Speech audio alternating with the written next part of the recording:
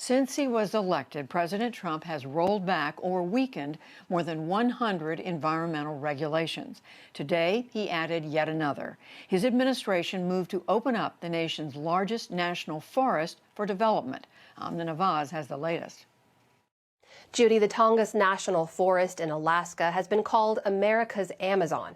It's one of the world's largest temperate rainforests, absorbing carbon dioxide emitted by the United States, which is why the plan to roll back protections is worrying environmentalists and climate scientists.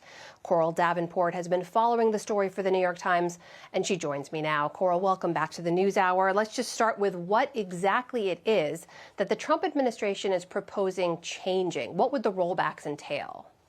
So the Trump administration has been working on this rule change for a couple of years.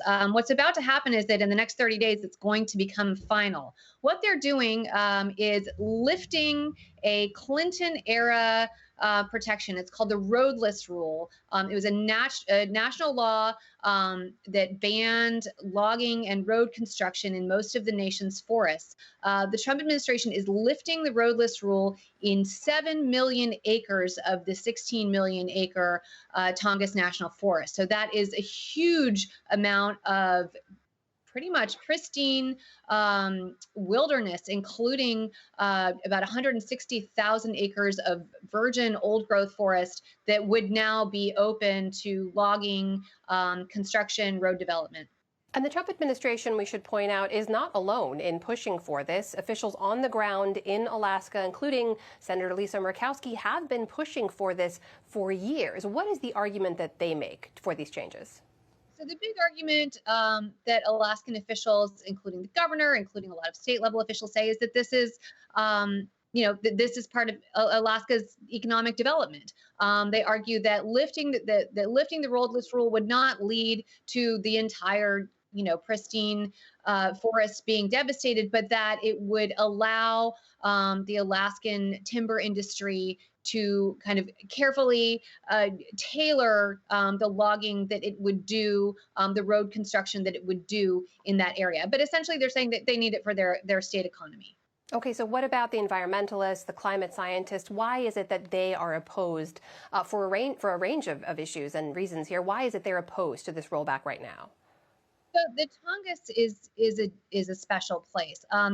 It's not surprising, of course, that environmentalists oppose lifting protections on this wild, pristine wilderness.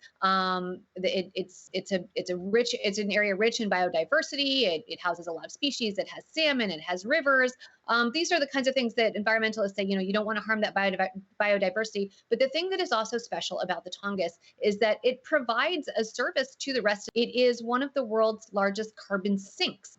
All of that old growth forest, those 400, 500-year-old trees have been absorbing carbon dioxide from the atmosphere for hundreds of years.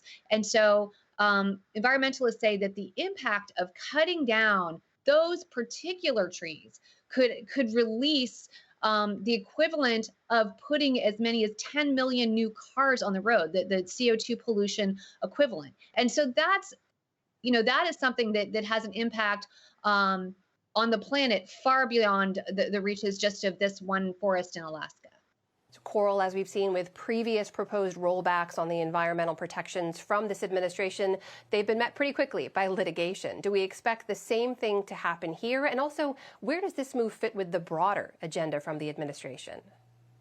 Sure. So this comes as one of literally over 100 rollbacks or moves to weaken existing environmental protections that we have seen from the Trump administration. This is really something that will absolutely stand in many ways as President Trump's legacy. He met the promise to lift a lot of these environmental protections and open up so much public land to development. But as you mentioned, nearly all of these moves are being met with litigation.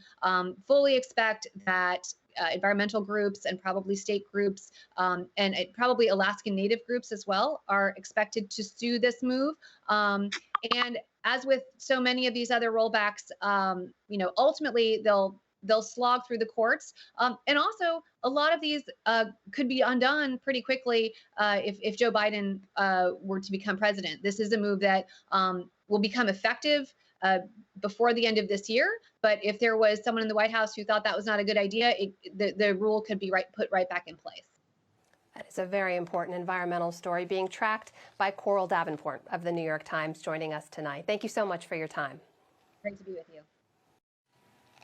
And this story is part of Covering Climate Now. It's a global journalism collaboration strengthening coverage of the climate story.